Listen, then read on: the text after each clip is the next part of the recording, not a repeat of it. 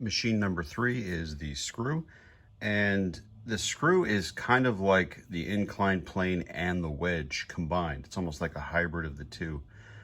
You have a lot of the screws will have a point, not unlike a nail. You drive the nail into something, it's got a wedge point in it so it can pierce through the wood. This particular screw does too. Not all of them do. Some of them, the holes are already drilled out for them, so they just have the threads. But you could think of a screw as like a nail with an inclined plane wrapped around it. Now you might be saying to yourself, like, well, why isn't it a wedge wrapped around it? Well, the wedge would be, 2 points coming to the middle, and you would have the threads all meet in the middle of the nail if it was a wedge. So it's got to be more like an inclined plane. So what I did to demonstrate this is I made a little paper inclined plane. Ta-da! Isn't that amazing? And if we were to wrap this around the nail, I'm just going to take a little piece of tape here just to help get it started. If we attach this to the nail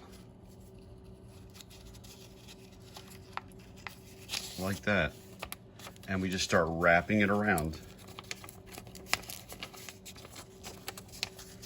you can see how the threads of the screw are just like this inclined plane wrapped around there. But it's also kind of like a wedge in that the screw is what goes moving through the wood. Now, I mean, you can look at it and say, like, in some cases, maybe the screw is pulling something up. Either way you look at it, though, that's how it works. And the mechanical advantage is dependent on what angle these threads are on and how close they are together. The greater the angle, the fewer threads you'll have.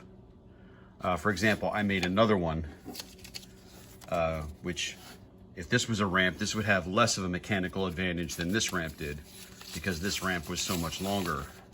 They both go about the same height, but this one is at a sharper angle. So if you wrap this one around a nail, let's just get a little piece of tape.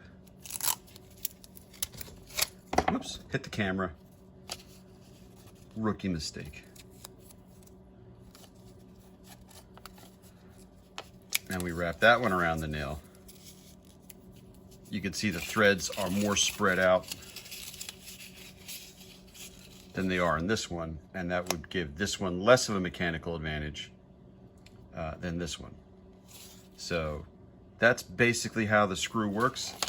You could see different screws for different applications. This one has a tremendous mechanical advantage because the threads are so close together, and it's like they're barely on an angle at all. It almost looks like they're going straight across, but if you look, they are sloping down a little bit that way.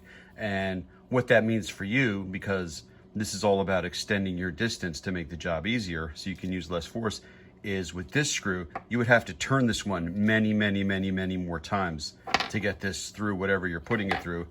This one would require less turns to get it through the wood, but you would have to use a little bit more force than you would on this one. So that's why a screw is kind of like an inclined plane and a wedge mixed together. The next 3 machines will be different. The first 3 machines were all kind of similar.